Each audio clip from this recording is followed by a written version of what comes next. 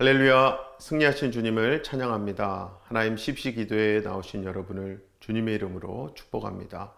오늘 하나님께서 우리에게 주신 말씀은 디모데후서 4장 1절에서 8절까지 말씀입니다.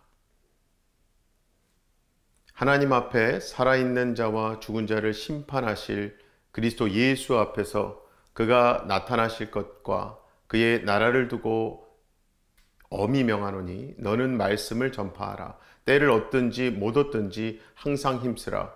범사에 오래 참음과 가르침으로 경책하며 경계하며 권하라.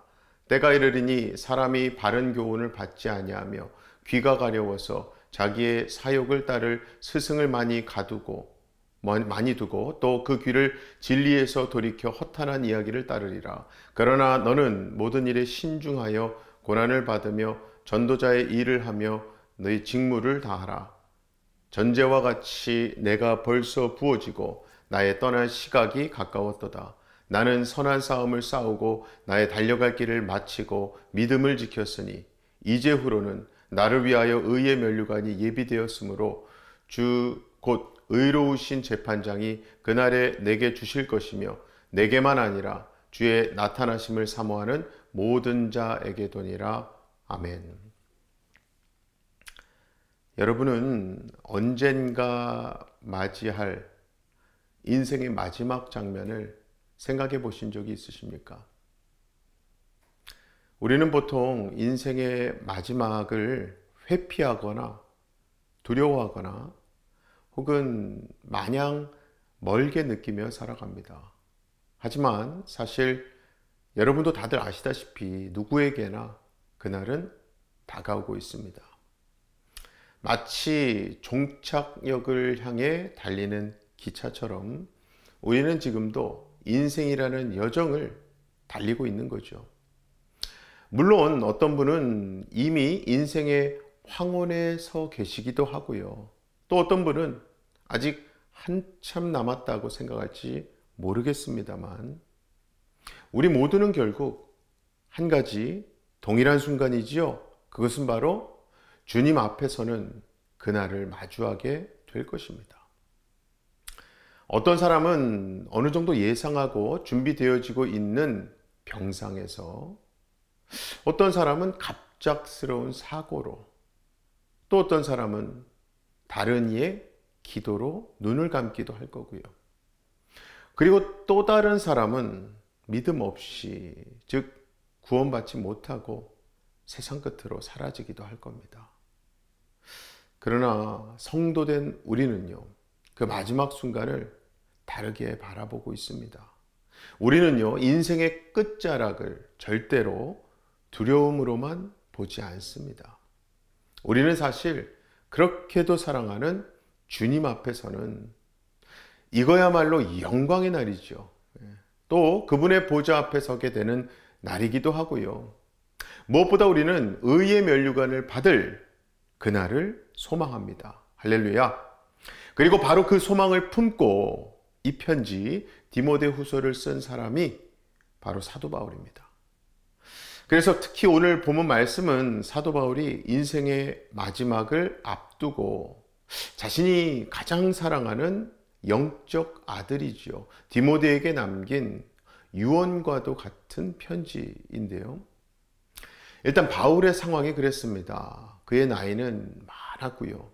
몸은 지쳐 있었으며 게다가 감옥 안에 갇혀 있었거든요. 그러기에 상황으로 보자면 모든 것이 끝난 것 같이 보였지만 그의 영혼은 누구보다 선명한 목적과 확신이 있었고요. 더욱 뜨겁게 불타는 열정으로 살아 있었습니다.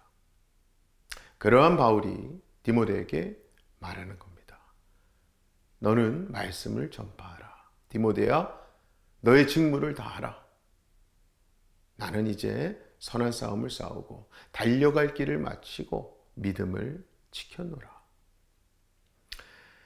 여러분, 이 얼마나 위대한 고백입니까? 그렇죠? 정말 이 얼마나 후회 없는 인생의 끝모습입니까? 바울은 그렇게 그날을 바라보며 오늘을 살았습니다. 그리고 그는 정말 마지막 날에 주님 앞에서 칭찬받을 것을 소망하며 자신에게 주어진 하루하루를 진지하게, 신실하게 살아냈던 거죠. 그리고 이제 모든 것을 마친 그 바울의 입술에서 고백이 흘러나옵니다. 본문 마지막 구절이죠. 8절 앞부분 보시면 이제후로는 나를 위하여 의의 면류관이 예배되었으므로 말씀해요. 그러므로 여러분, 사도 바울의 이제후로는 나를 위하여 의의 면류관이 예배되었으므로 하는 이 고백은요, 단지 그의 이야기가 아닙니다. 사실은 오늘날 저와 여러분, 우리 모두가 바라봐야 할 인생의 마지막 모습이고요. 특히 지금 살아야 할 삶의 방향을 보여주는 말씀인 줄로 믿습니다. 즉, 오늘 말씀은 단지 사도 바울의 고백이 아니라 사실은 하나님께서 오늘 이 시간 저와 여러분, 우리 각자에게 주시는 질문인 거지요. 얘야, 너는 오늘 어떤 싸움을 싸우고 있는 거니? 너는 지금 어떤 길을 달리고 있는 거니? 너는 오늘 믿음을 어떻게 지키고 있는 거니? 오늘 이 시간 바울의 마지막 고백을 통해서 우리 또한 그날을 바라보며 오늘을 살아갈 수 있는 영적인 시선을 회복하게 되기를 소망합니다. 자, 그럼 먼저 본문 1절, 2절을 보려고 하는데요. 자, 여러분, 지금 바울은 감옥의 차가운 벽 안에서 펜을 들고 있습니다.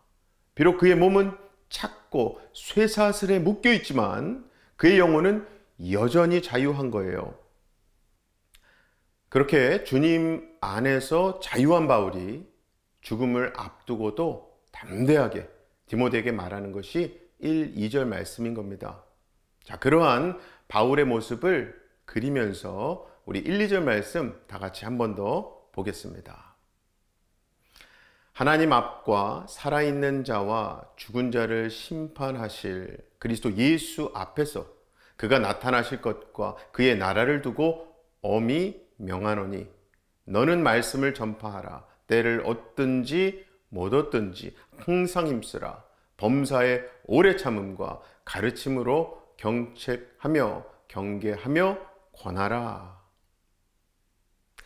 여러분, 이것은 단순한 조언 정도가 아닙니다. 여기 나오는 하나님 앞, 그리고 죽은 자를 심판하실 예수 그리스도 앞에서 선포되는 너무나도 엄숙한 명령 말씀인 거거든요. 다시 말하자면 지금 바울은요, 법정의 증언대에 서 있는 것처럼 온 천하의 재판장이신 하나님 앞에서 디모데에게 마지막 유언을 남기고 있는 겁니다. 그리고 그 내용은 한마디로 너는 말씀을 전파하라 라고 하는 거죠. 여러분, 여기서 전파하라 라고 하는 말은 헬라어로 케륙손을 씁니다.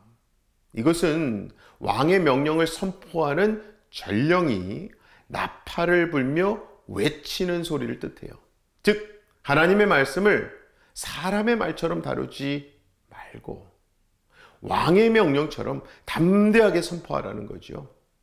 바로 이것이 바울이 디모데에게 남긴 첫 번째 유언이었던 겁니다. 그리고 이어서 2절 뒷부분을 보시면요, 바울은 이렇게 덧붙입니다.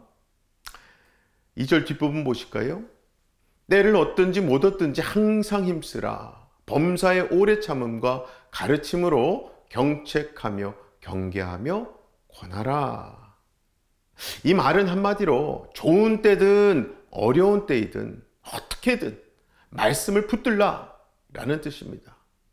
즉, 나의 환경이 좋을 때만, 또 사람들이 나를 좋아할 때만, 그때만 하나님 말씀 전하는 것이 아니라 때로는 거절당할 때도, 또 오해받을 때도, 괴로울 때도, 외로울 때도 말씀을 전해야 한다는 거죠. 자, 여러분, 바울이 왜 이렇게까지 말씀 붙드는 것을 강조했을까요? 그것은 바로 바울은요, 이미 너무나도 잘 알고 있었던 겁니다. 무엇을요? 말씀을 전하는 자의 길이 쉽지 않다는 것.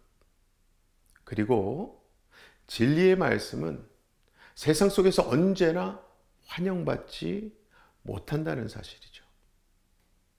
자, 그럼에도 불구하고 바울은 지금 디모데에게 이렇게 말하는 겁니다.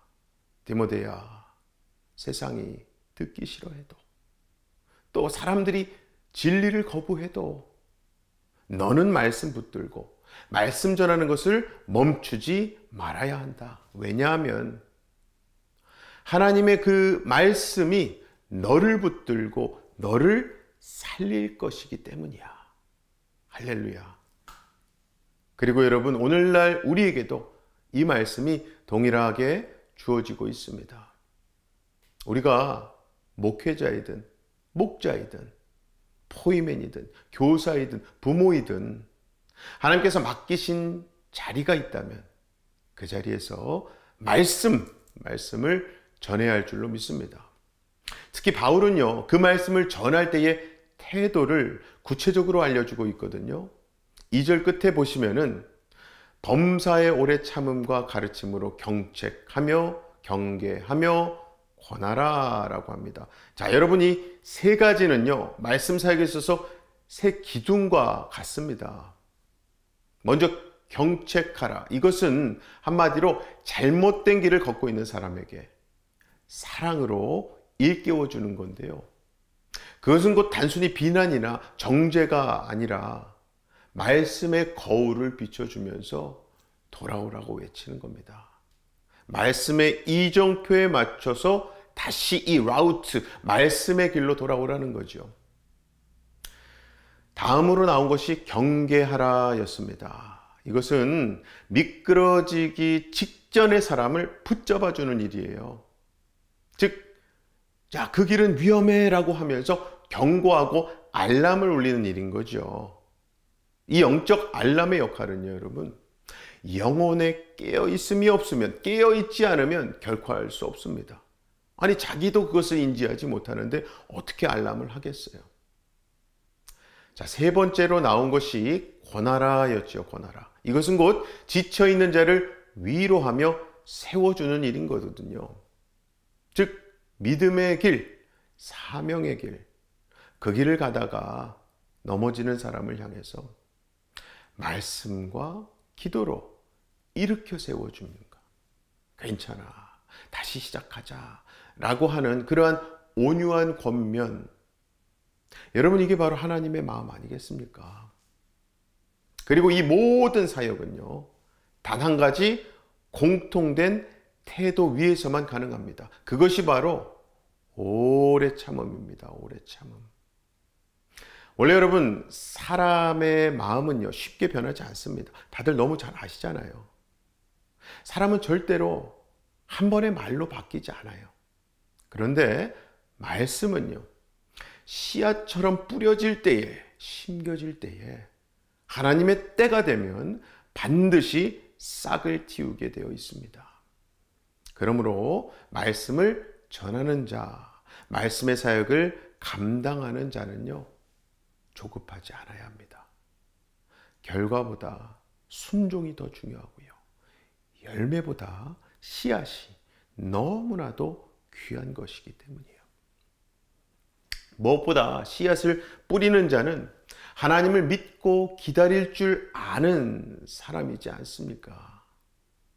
사랑하는 성도 여러분, 우리에게 맡겨진 사명도 이와 같은 거거든요. 말씀을 전파하라. 이것이 교회의 사명이고 성도의 부르심 아니겠습니까? 이 시대가 아무리 어두워도, 그래서 3절 4절 말씀대로 진리를 거부하는 세상이 되었다 하더라도요, 우리는 여전히 말씀을 전해야 합니다. 왜냐하면 그 말씀이 빛이기 때문에 그렇습니다.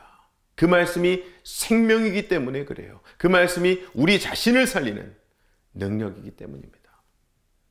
그러므로 저와 여러분, 우리 새누리교회는요, 때를 얻든지 못 얻든지 말씀을 전해야 합니다. 그 말씀으로 사람을 살리고 세상을 살리는 사명이 우리에게 있는 줄로 믿습니다.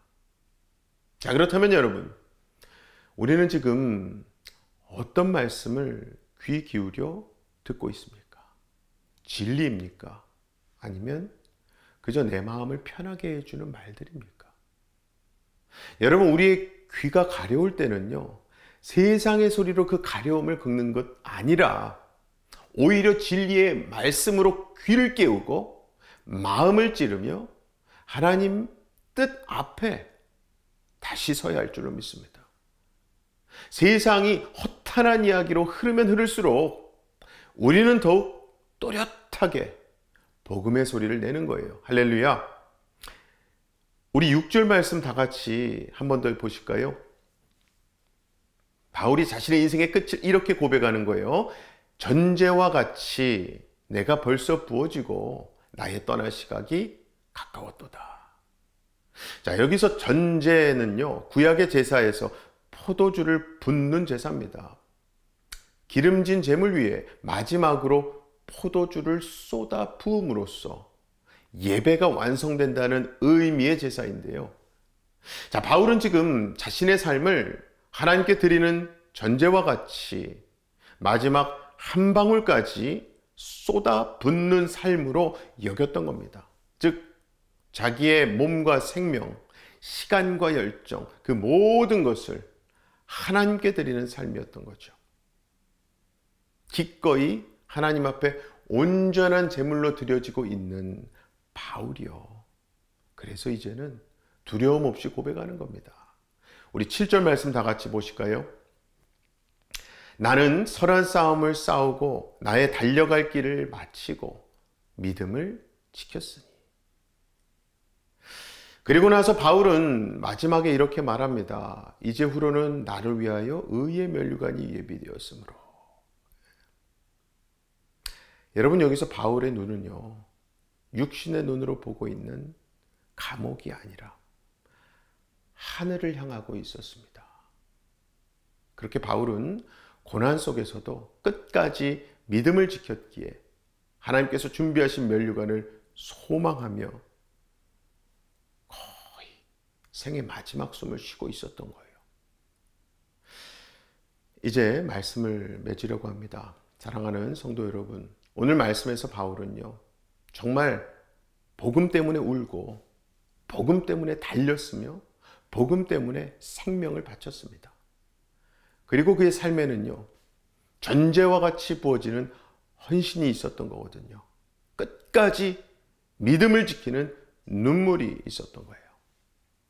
정말 이 시대가 아무리 진리를 외면하고 허탄한 이야기로 마음을 빼앗기는 때라고 할지라도요, 우리 새누리교회만큼은 진리의 복음을 끝까지 붙들고 말씀을 전파하며 선한 싸움을 싸우는 공동체가 되기를 소원합니다. 그래서 우리도 언젠가 바울처럼 이러한 고백을 드릴 수 있기를 소원해요. 주님, 바울처럼 저도 제 삶을 전제처럼 부었습니다. 저도 선한 싸움을 싸우고 저의 길을 달려왔습니다. 그렇게 믿음을 지켰어요.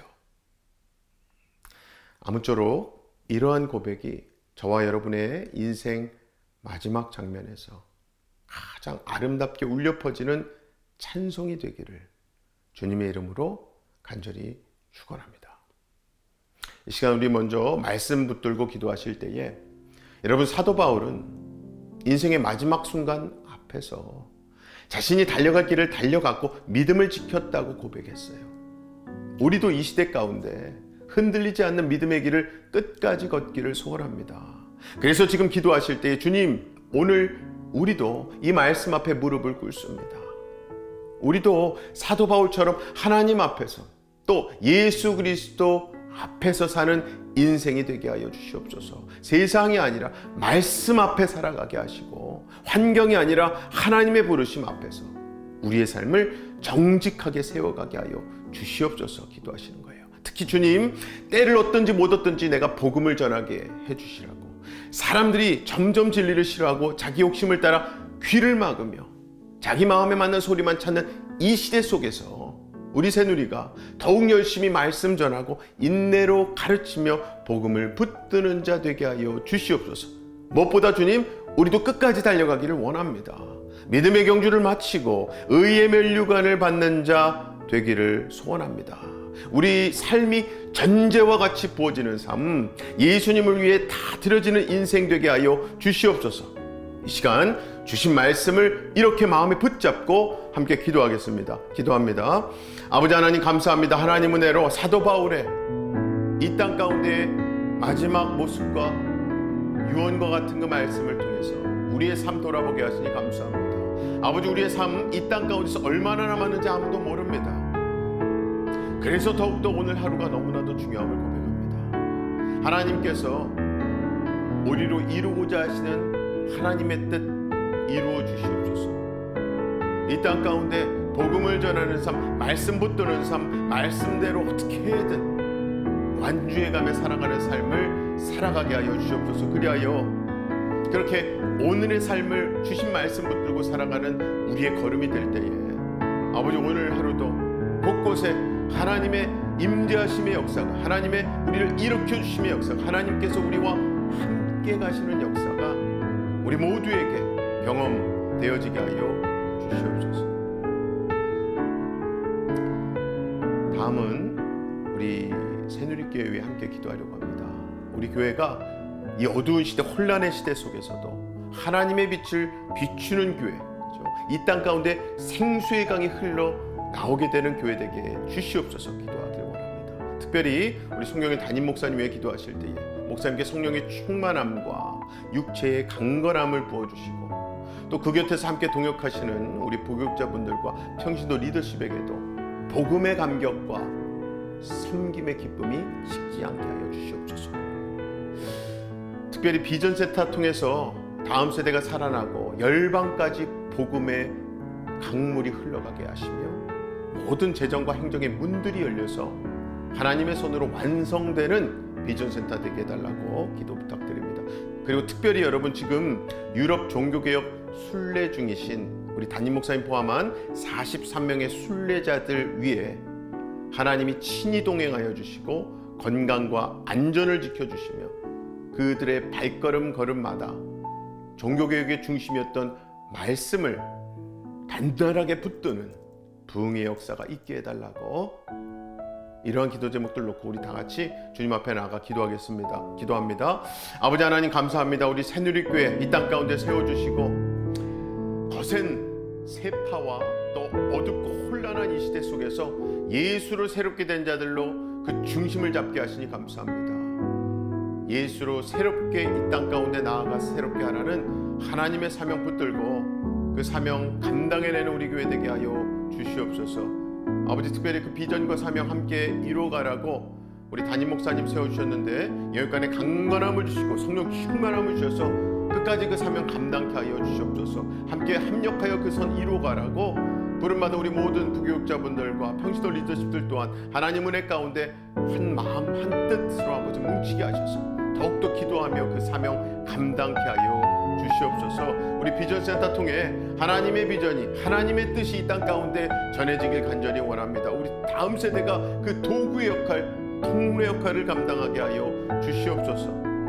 특별히 이 시간 우리 유럽 종교개혁 순례를 위해서 43명의 순례자들이 순례 중입니다.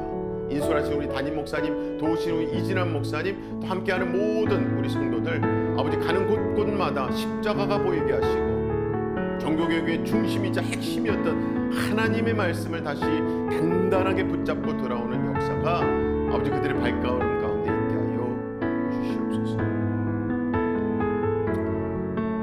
마지막으로 우리 주변에 여전히 질병으로 고통받고 있는 지체들, 그리고 삶의 많은 문제로 눌려있는 지체들 위해 기도하려고 합니다. 기도하실 때 주님, 우리가 손 쓸 수 없는 인생의 문제들 앞에서 하나님께 우리가 무릎을 꿇습니다.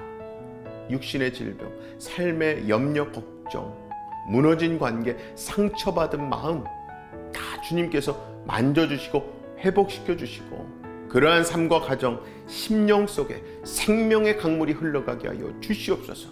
특히 눈물 골짜기를 지나고 있는 우리 가정들, 그 골짜기에서 하나님의 임재와 회복과 은혜를 경험하게 해달라고 기도해 주시기 바랍니다.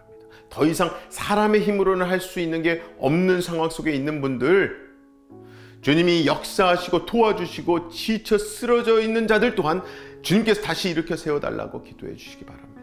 그렇게 우리의 사랑하는 한 사람 한 사람 하나님의 긍휼로 생수로 덮어주시기를 이 시간 우리 함께 기도하길 원합니다. 기도하겠습니다. 아버지 하나님 감사합니다. 하나님은 내로 우리가 여호와 라파 치유자이신 하나님을 알고 믿게 하시니 감사합니다. 그 하나님의 긍휼히 여기심이 또 치유하심이 우리 주변에 질병으로 고통 중에 있는 많은 분들에게 임하길 간절히 원합니다.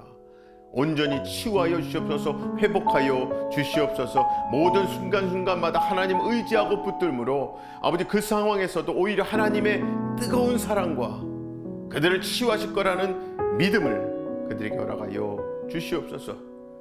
아버지 특별히 우리 삶의 많은 문제들로 눌려있고 고통 중에 있는 자들이 또 있습니다.